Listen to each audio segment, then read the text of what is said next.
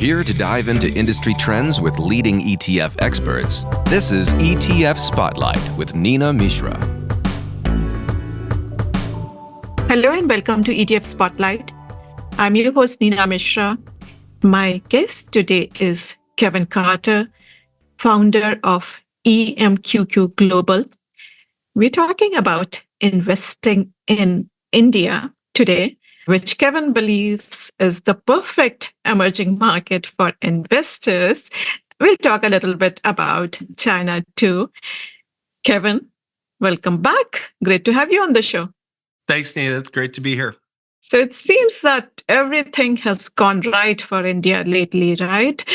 It remains the fastest growing major economy with growth estimated at 6.7% in 2023 and projected to be 6.5% in 2024. And that is according to the latest update to the IMF's World Economic Outlook. And the country is emerging as a clear beneficiary of China's economic crisis. So why do you believe that India is the investment destination of the year and the perfect emerging market? Well, if you back up and you say, well, what are emerging markets and why should investors invest in them? And you made a checklist of what those things were. The things that you would, the reasons you want to invest in emerging markets are, first of all, that this is where all of the people are. The size of emerging markets, the populations, we're talking about 85% of the world's people, 6.5 billion people. So they're just the sheer size is one thing you want in emerging markets. You want where you find in emerging markets, they're also very young. The population in emerging markets is a lot younger than in developed markets, and so you've got big young populations, and the emerging markets have continued to have growth rates, economic growth rates, GDP growth rates that are a lot faster than the developed world. And then the final thing is that drives consumption, and it's ultimately the consumer growth, the growth of a consumer class. That is the story. That's what's emerging are 6.5 billion people that want all the things that we have. They want more and better food, more and better clothing. They want appliances. They want to, go to a movie or take a vacation. They want a vehicle, and they want their kids to go to college. And so, if you went down that checklist and said, okay, well, how does India stack up in those categories? Well, India today is the largest population in the world. It passed China in April of last year. So, and just to put it in scale, if you leave China out for a second, India's population is bigger than every other emerging market combined. So if you look at the other emerging markets, their total population is about 1.3 billion, in the MSCI index, and India is now 1.4 billion. So there's really, in terms of checking the first box, not only is it the biggest, it's the biggest by far. And there will never be, in my lifetime, again, leaving out China, there'll never be anything like it. So it is perfect in that way.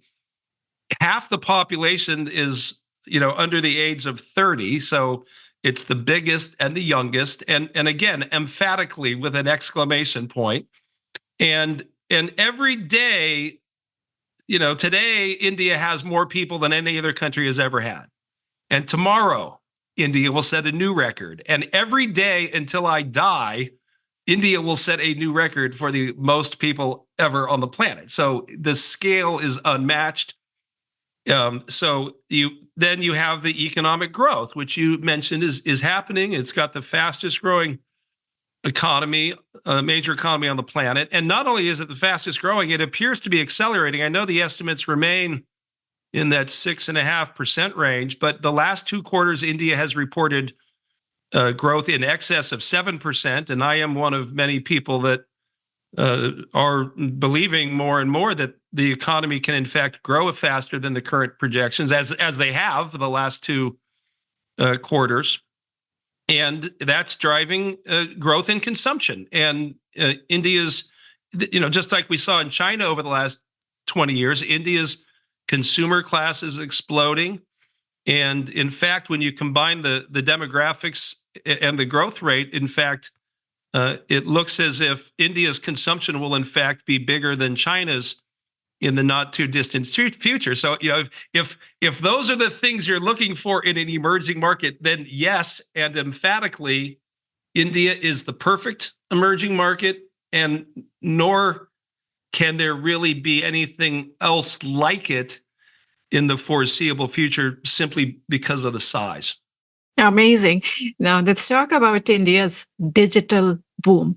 So in the past few years, India has witnessed an amazing progress in digitization, and that's thanks mainly to Aadhaar, which is the unique digital ID system that they have, and also UPI, which is the unified payment interface system.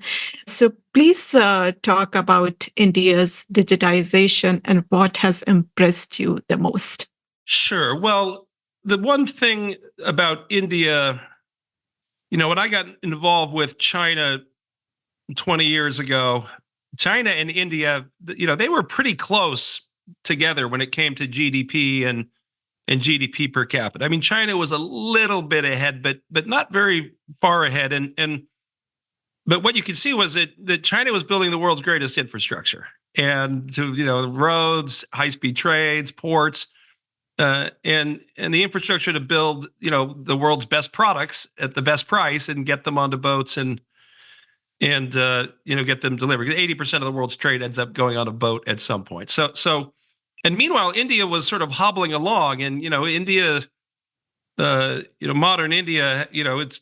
Once the British left, there was, for a lot of reasons, a very socialistic government and a lot of bureaucracy, and so what really has changed. It got the story happening now is that Modi now finishing his 10th year has invested not only significantly in the physical infrastructure, which is essentially doubled all of the infrastructure in the last 10 years with a pretty significant plan going forward for, the high-speed trains, the new airports, the ports, all the things they need to do to continue this growth.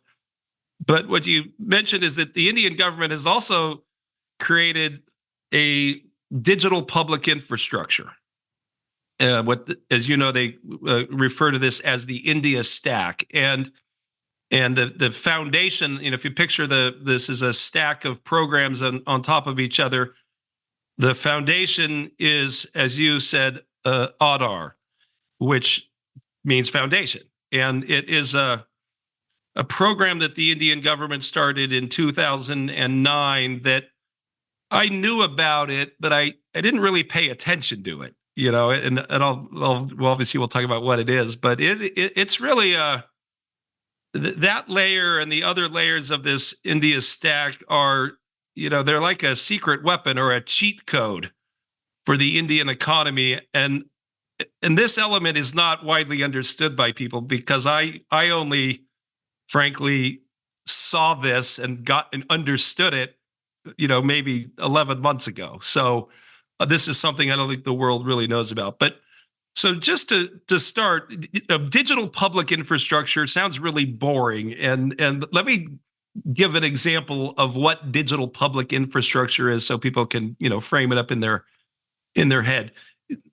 Everybody that's listening to this is probably using digital public infrastructure every day. The best example is the internet itself. It's a piece of digital infrastructure that's free to the public, and it operates in the background, and we use it every day, but we, sort of don't even think about it. Another example is GPS. I didn't launch a satellite, but if I'm on the corner and I need a ride to the airport, I can push a button, and somehow, using that technology, a car will come and swoop me up and bring me to the airport. So we're using digital public infrastructure all the time. And what the India Stack is, it's a series of programs of digital public infrastructure that have really, again, there's nothing else like this on the planet. Forget emerging markets. There's no developed market that has anything like this. And so it starts with Aadhaar, which, the background of this was in 2009 when they wanted to start this program. initially it was the program was to give everybody in the country a national identity card. So like a driver's license, but just an identity card from the Indian government that would have each person's name and photo, and also their own unique 12-digit number. Because one of the real challenges India had in modernizing was that very few people had identification, and less than half of the babies even received birth certificates. And so, it's pretty hard to develop when nobody can prove who they are. And so they had talked about it for a number of years. In 2009, they decided they were going to start this program to give everyone a physical card. And they asked a man named Nandan Nilekani, who was the chairman of Infosys and one of the founders of Infosys. They asked him to lead the program, and he agreed to lead this national ID card system. But he insisted that if they did it, that they would use a lot of technology and look towards the future of India and how they could really scale it properly. And so his insistence, they not only gave everyone a card, but they linked the 12-digit number to the human via a scan of their eye and their fingerprints, biometric information. So I knew about this, and I actually put the logo for Aadhaar in my presentation, but I didn't remember the biometric part of it. And this was all voluntary, by the way. They didn't force you to sign up. So I've known about this program for a long time, but I didn't pay attention to it, Nina. And I also didn't realize that in 4 years after they launched the program, they put another layer on top of the database, which was a know your customer layer, KYC.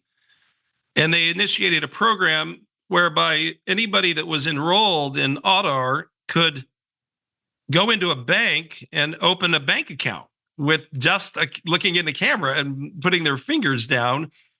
And I don't remember hearing about that. And I certainly didn't know that now, as we come into 2024, that basically 95% of the population is in the database and have used that to open almost 800 million bank accounts. So you've taken a largely, unbanked, out of the formal financial system population, and using this low-cost, scalable database, they've managed to give hundreds and hundreds of millions of people, proper and digital access to the banking system. So this platform is really, quite amazing. And they're not done, as you mentioned. There's other layers like the UPI that are involved, and the UPI, which is maybe I should talk about how we got to the UPI layer. So the first two layers of the stack, again, are the Aadhaar database, the Know Your Customer layer, which again was leveraged to open all these hundreds of millions of digital bank accounts. The other thing that they used the stack for, when Reliance Jio launched in 2016, this was the first 4G network in India, and this was important because the carriers that were there at the time were all on 2G, and they were in a price war, and nobody even was investing in 3G. But Jio came in and built the first from scratch 4G network to cover the whole country, and they launched it in the fall of 2016. With a pretty compelling offer, which was, we have 4G, we have the cheapest rates, and we'll give you unlimited free voice calls. And, back then, if you wanted to get a new phone, the average time to do that was measured in hours, a few hours to get a new phone. But Jio used, because the India stack has open APIs, they signed up their first 100 million subscribers in 4 months, because all you had to do was go into the store and put your fingers down and look in to the camera and basically cut that 3-hour cycle into 10 minutes. So that was the first sort of commercial aha moment about the value of that, beginning of the stack. And then in 2016, they launched the UPI, which you mentioned, Nina, which is a very important part of this. And that is it stands for Unified Payments Interface. And when it launched, it got a lot of fanfare. And frankly, I didn't really understand why people were so excited, because all it was to me was a QR code-based payment system. And that wasn't really cutting edge. I mean, if you went to Brazil, well before that, you'd see that Mercado Libre's Mercado Pago QR code is on every counter. And if you went to China, every place you wanted to buy something, you saw the Tencent and Alibaba QR codes. So, introducing QR codes didn't seem that revolutionary to me. But I did add the logo to my slide about India. And what I didn't appreciate about the UPI was the nuance, which is it's not just a QR code based payment, but it's an instantaneous transfer of money from one account to another with no friction and no delay. Meaning that, if you sent me 1,000 rupee and I sent it back to you and we did that 1 million times, it would still be 1,000 when it got to you on the 1,000th turn. And so I didn't really appreciate that nuance, but either way, what has happened in the last 7 years is startling in that you have seen the number of monthly UPI payments go from nothing to 12 billion a month. And to put that in perspective, the slope of the curve on this is, it's a 45-degree line. And that's about half of the entire planet's real-time instant payments. And then behind the scenes, the entire economy, if you map it over to the introduction of UPI, when it launched, the Indian economy was 95% paper-based. Physical cash, and only 5% digital. And now the entire economy is 80% digital. They, as you know, also simplified a horrible tax program they had and went to a simple 8% GST tax. And so people are paying their taxes now because everything's digital, and the government is, filling up its coffers and investing that money in infrastructure. And so you have this digital virtuous cycle happening in India, and this digital platform, it brings so much efficiency, and it cuts out so much corruption and friction that and no other country on the planet has this. So this is really I think this platform has the power, and I think it may already be showing up. I think it has the power to accelerate India's growth. And at least the last 2 quarters, it would seem that maybe that's already happening. Yeah, I totally agree with you. These have been some of the biggest game-changing developments for India's economic growth. Now let's talk about your ETF, the INQQ ETF, India Internet and E-Commerce ETF, which you launched in 2022. And as the name suggests, it focuses on Internet and e-commerce companies in India. Please tell us about this ETF and why you decided to launch this ETF. Sure. Well, what we have invested in for the last 10 years is, these 3 mega trends happening in emerging markets at the same time. Billions of new consumers are getting their first ever computer, right? It's not a desktop computer. And in most cases, it does not have an Apple logo. So you have billions of people getting their first computer, which is an increasingly affordable, Android-based smartphone. And when they get that first smartphone, they're also getting the internet for the first time. And so that's what we've been investing in for 10 years. And for most of that time, we had a lot of Chinese companies, we had a lot of Brazilian companies, but India didn't have too many, public internet companies. But that changed starting in 2020. And as you mentioned, we launched in 2022. We launched the India internet version because that's when there was enough companies to do it finally. And so we're trying to capture not just the growth of the Indian economy, but we want to tap into the consumer and the smartphone-based consumer, which is really the fastest growing, sector on the planet.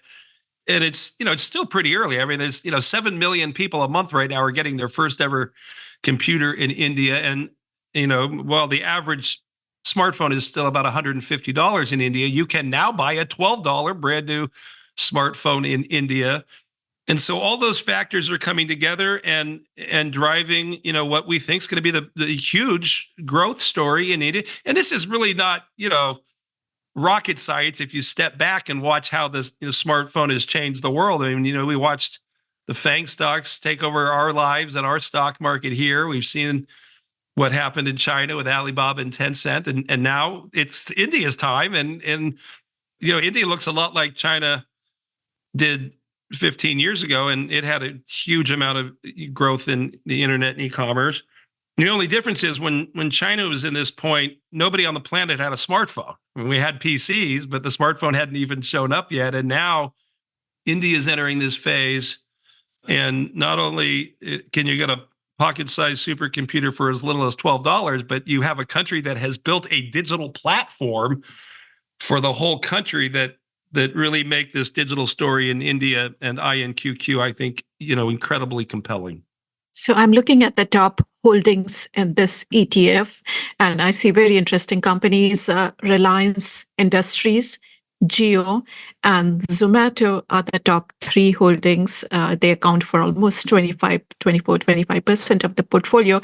And Reliance, we know, is a conglomerate. So they are involved in everything from energy, retail, telecommunications, textiles. And the second largest holding, Jio Financial Services, was actually a subsidiary of Reliance Industries, and it was spun off last year. The third top holding, Zomato, is one of the hottest new companies in India. This was founded, I think, just in 2008 by two young IIT Delhi graduates, and this company has done so well. It is like DoorDash of India. And I see many other interesting companies also in the portfolio. So I would love for you to talk about some of the companies that you like the most. Sure. Well, let me first speak about Reliance, because as you mentioned, it's the largest, and there's also a subsidiary that's now trading separately. That was actually, it was a stock dividend, I think, is how they spun that listing off. But Reliance Industries, as you mentioned, this is India's premier large company. It's a conglomerate. They are in all sorts of things that many of you mentioned, hotels as well, even as a shareholder of Oberoi. So yes, they're in everything. And the reason we own them is because the Jio network, when all these IPOs were happening in these smaller Indian internet companies, Reliance did one of the largest venture capital raises of all time. They raised $30 billion for Jio. To put that in perspective, if that was an IPO, it would have been the biggest IPO ever. So this was like a Series A round, venture round, and the biggest investors were Google and Facebook. So at that point, it was our contention that the Jio, the digital part of Reliance, had reached about half of the value of the entire company, and that it was such an important part that we needed to have that exposure. So that's why we own Reliance. And now what we'll see is they will, and the Jio Financial Services, you mentioned, they've already started this. They're going to spin out different parts of their digital portfolio, and eventually I think we'll own just those and not the Reliance Industries. But so that's what Reliance is, and as you mentioned, and this is a very important part of everything in many ways in India. The subsidiary Jio Financial Services, again, is the online lending and so forth of the Jio platforms. Zomato is a great company, and certainly one we can talk about a little bit deeper, because it's because of what I do, investing in these app-based businesses in Brazil and China and India. We use a lot of examples like the DoorDash of India, just to give somebody a simple idea of what we're talking about. And it's true.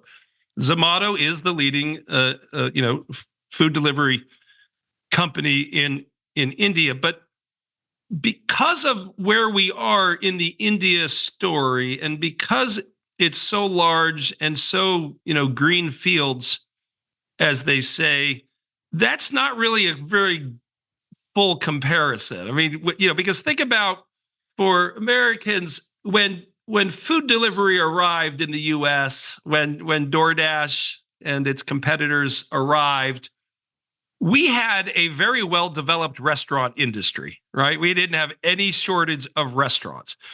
Well, by definition, emerging markets don't have that, right? I mean, going out to eat at a restaurant is a luxury. And so as these emerging market consumers, as their incomes go up, yes, they're going to eat at restaurants more, and there's going to be huge growth in the restaurant sector.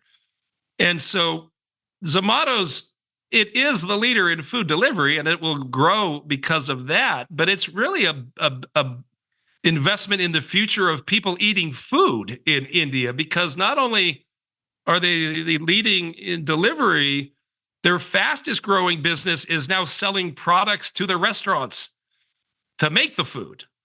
So the long-term opportunity is very large, and I don't know, what specific plans they have right now. But the other thing that emerges a lot of times in these models is they also find a financial services play where they become sort of a banker, if you will, a digital banker to the restaurants as well. So the Zomato's done very well.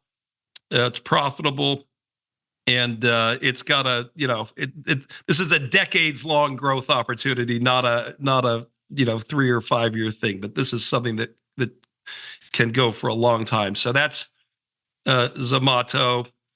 One of the other companies we've owned for a long time is InfoEdge. And this is a company that was one of our original holdings as well when we launched. They do local classifieds. They do job ads and real estate ads. And those types of businesses tend to be incredibly profitable. And that's definitely been the case with InfoEdge. And what it's done is it's taken its profits over the years, and it's now invested in, I think, about 20 different internet companies.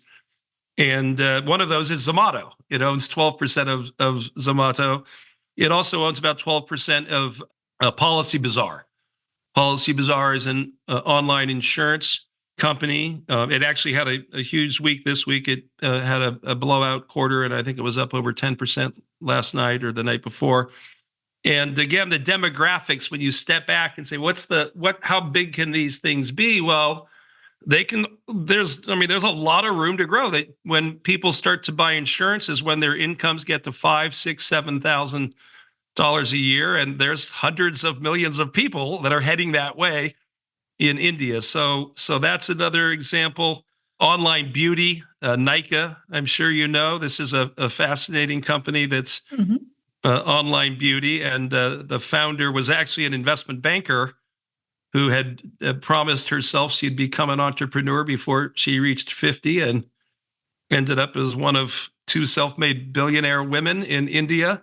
And again, the demographics, you look at the consumption of beauty products in the developed countries and where it is in India, and it's so early for that business model as well.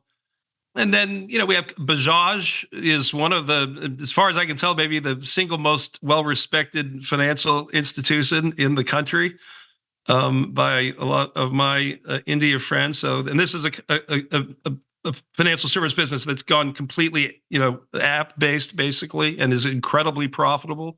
We own the India Energy Exchange, which, has nearly a monopoly position as the exchange for power, which is it might be the most profitable business I've ever seen. And certainly the growth of the power market in India is going to, very long-term secular tailwinds. So these are, some of the examples, but there's, right now I think we have about 25 companies, maybe 24, but there's dozens of more that will IPO in the coming years. And I think we'll probably have 100 Indian internet companies, by 2030. Great. Now let's talk a little bit about China. So while it seems that everything is going right for India lately, China's economy is facing so many problems. Growth is slowing down. Youth unemployment rate has been surging, and for some time they stopped publishing that data, and then they tweak the numbers and all that. The real estate market appears to be in a crisis. And on top of that, the regulatory crackdown on technology companies isn't over yet, it seems. So you also run a broader emerging market, internet and e-commerce ETF. The ticker symbol is EMQQ. And this has about 50% exposure to China. So that is why, while your India ETF is up about 38% over the past year, EMQQ is down 16%, and other China-focused ETFs have done much worse. For example, the China Tech ETF KWEB is down about 32% over the past year. So what do you think of China? Do you think the pessimism in China is overdone now? I do. I think, look, China's had a tough few years. Frankly, if we go back to, call it 3 years ago, you had two different narratives that were very negative about China. They were both dumb and I thought very much boogeyman types of things. But the first one was this delisting threat. The idea that, these US listed Chinese internet companies were going to be delisted, and people were scared of that, and they thought that that meant they would possibly lose their money. That their Alibaba stock would be delisted, and the next day they would go in and it would be worthless. And it was so misunderstood, and everything about it was just disingenuous. And it also seemed like there was, if you really studied it, there was almost no way it was going to happen. But that's not what people thought. And, every month there'd be some new article about how they're going to delist these companies. And so you had that narrative. It got resolved and they're not going to delist them, but no one knows that. Everyone hears the negatives but never hear the resolution. The second negative narrative was what you called the China tech crackdown. And this is one that was also very powerful. And you had, and remember, most people have never been to China. And so they have all these negative stereotypes they've heard, but they've never actually seen it or touched it or seen, frankly, how amazing and advanced the whole place is, because it's on another level. But so they have all these, negative things in their mind, and they don't trust the Chinese government. They think the Chinese government's evil and that they're going to steal your money. And so, what all over the world, this isn't a China thing. This is happening in the United States. It's happening in Europe. You have these giant technology companies that have outgrown regulations. And, I believe Mark Zuckerberg was in, Washington, D.C. wearing a suit on Capitol Hill this week, defending himself. And so this happens in other countries too, except when the Chinese do it, everything's, oh my gosh, they're cracking down, and they, Jack Ma's missing or whatever negative thing that they've been told. And, as someone investing in China and the Chinese internet companies, I followed very closely what the Chinese government did, and they did 4 different things on the regulatory side, 4 different regulators as well, by the way. And every one of them made sense to me. I didn't have a problem with any of them. Stopping the Ant Group IPO because they were, basically making loans, but not inside the proper financial system. I thought that made sense for them to be regulated more like a bank. I think that the antitrust and monopoly review, there were no more monopolistic countries on the planet than Alibaba and Tencent. So, they threw their weight around for a decade. And when they started, they didn't have antitrust laws. So that didn't, I didn't think, oh my gosh, they're evil because they're breaking up these walled gardens. That this is happening at Apple now, by the way. You had the DD IPO, and that was a little sloppy on the investment bankers and management side, but I didn't see any malfeasance there.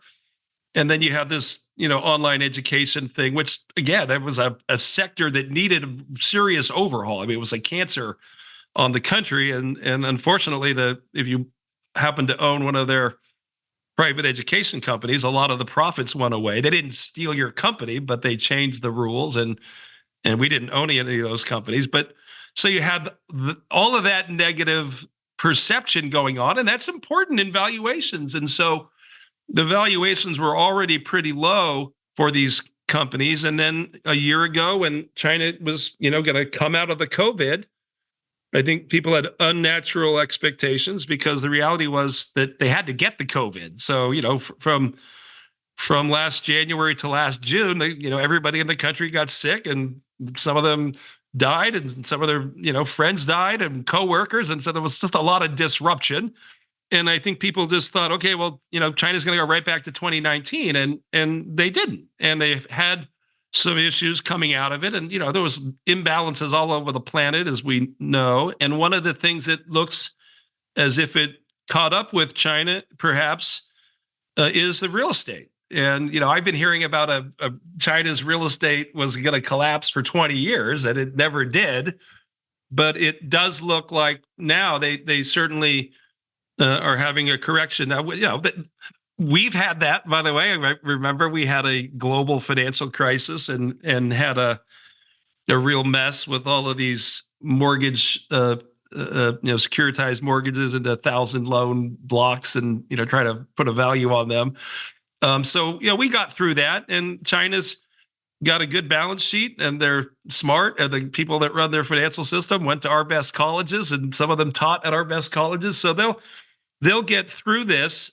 But as you said, sentiment's awful. The valuations right now, I think the big ones, Alibaba, Tencent, they're buying back billions of dollars of shares. I think today, Alibaba, if you took out the cash, I think it's selling for 4 times earnings, because they've got a huge cash pile. The 2 founders of Alibaba both bought stock this week. Jack Ma and Joe Tsai, I think, bought a combined $200 million of Alibaba stock. So they're dirt cheap, but they don't have the growth outlook is muddled, and the fear of Xi Jinping and the Chinese government is, that's not probably going to go away, especially in an election year. So India has, benefited from in terms of the stock market, the Indian stock market's benefited from the negative view that people have on China. So let's talk a little bit about the comparison between India and China, because we often see these comparisons. And even though India has been growing much faster, there is a massive gap between the two economies. So China is the second largest economy in the world. It's about $15 trillion. And India is currently the 5th largest, and that is about $3.5 trillion. And then India does lag behind China in terms, by decades probably, in terms of infrastructure development. Although I have seen that the government has been making a lot of efforts to increase investments in that area. And then some work has to be done in deregulation, foreign direct investments, tax reforms, and all that will help India establish itself as a prominent manufacturing hub. So you mentioned earlier that India looks a lot like China did 15 years ago. So do you think India can become the new China? Do you think India can take over Chinese economy in the coming decades? I don't think it's going to get past China. Not in my lifetime. It's going to get closer to China, but I don't think it will overtake China. So, India is like China 15 or 20 years ago when I first got involved. First of all, Bombay looks exactly like Shanghai the first time I went there. The construction and the type of construction, it looks. I have one of my slides in my presentation about the infrastructure. Every time I get to that slide, I have flashbacks to my first hours in Shanghai, getting from the airport into the city. And it looks exactly the same there now. There's other sort of, things you can look at. The first Apple store opened in China 15 years ago, last July in Beijing. The first Apple stores in India opened in April of last year, 15 years later. The GDPs per capita were a lot closer back then. But again, what you saw was that China had a plan, and a serious plan. And because of their one-party, you can knock the one-party system, but it's got a lot of advantages. And one of the best advantages is getting stuff done and not having much bureaucracy. You have other problems, but different problems, and so that allowed them to build the world's greatest infrastructure. And India will not be able to compete with that. I mean, they will build and they will catch up, but they're highly unlikely to end up with an infrastructure as robust and advanced as China's. I don't see that happening.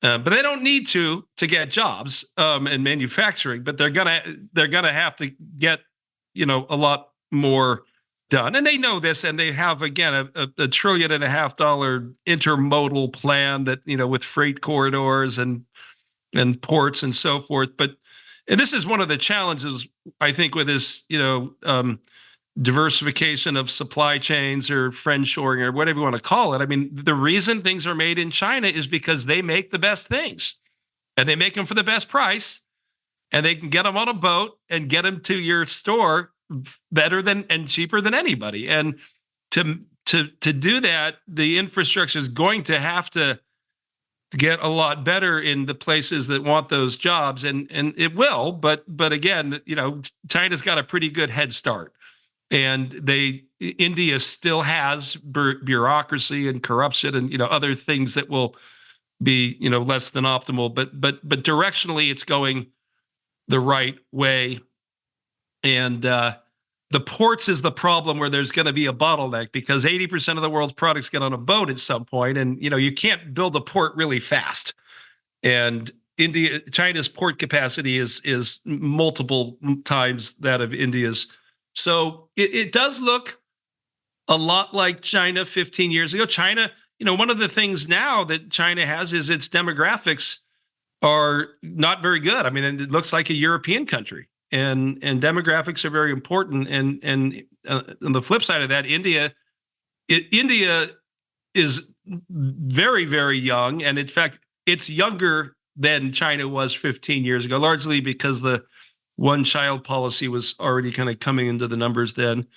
And the other thing, that India has, that China has, is an educational system that they take education very seriously. They have for a long time, and just as we used to see waves of Chinese students coming to the U.S. schools, now we're seeing a lot more Indian students here. And this, by the way, is one of the real. We didn't really talk about this, but you mentioned the Zomato founders going to IIT. India has, on top of all its other advantages, it has a technology ecosystem that's older than me. I mean, you have the Infosys, Tata, TCS. Those companies have been public for 30 years, and you have tech billionaires and a tech ecosystem. In addition to getting into our best colleges, you got the 23 Indian Institutes of Technology, which in some ways are harder to get into than Harvard. You have, in the United States, 25 S&P 500 companies have Indian CEOs, and that includes Google and Microsoft. Both of their CEOs were originally working on temporary visas. So, India has that in a way that no other country has, and perhaps even, better than China did. The other thing is that India has maybe as many as 200 million people that speak English, which China, certainly didn't have. So India's got a lot of advantages versus China. But again, I think that the most important one, especially for what we do, is the digital element, and the not only the arc of human computing power advanced so that. Again, 15 years ago, there were no smartphones. There were desktop computers. Now there's $12 smartphones, and the digital public infrastructure, the India stack. I mean, this, China didn't have that, nor does any other country on the planet. So this is what makes India, I think, such a special place for investors that, again, have a long-term time horizon. I mean, the stocks will go up and down along the way, but if you're a real investor, you'll be buying and holding these things for the long term, and I think you'll be well rewarded. Excellent stuff, Kevin. We'll leave it there. Thank you so much for joining us today and for sharing your insights. Thank you. That was Kevin Carter of EMQQ Global. Let's recap the ETF tickers that we discussed and talk about some more.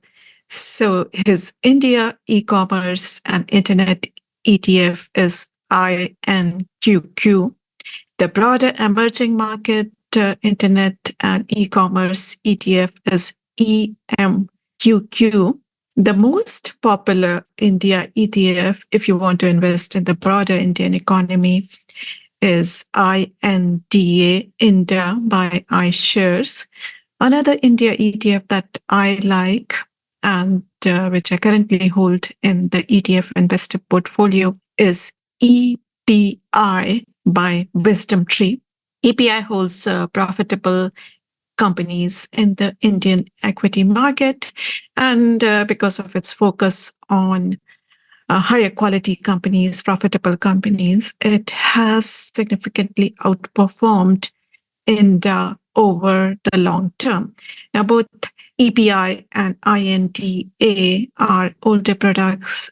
INQQ is much newer, focuses on growthier companies, and it has done quite well over the past year, as we mentioned on the show.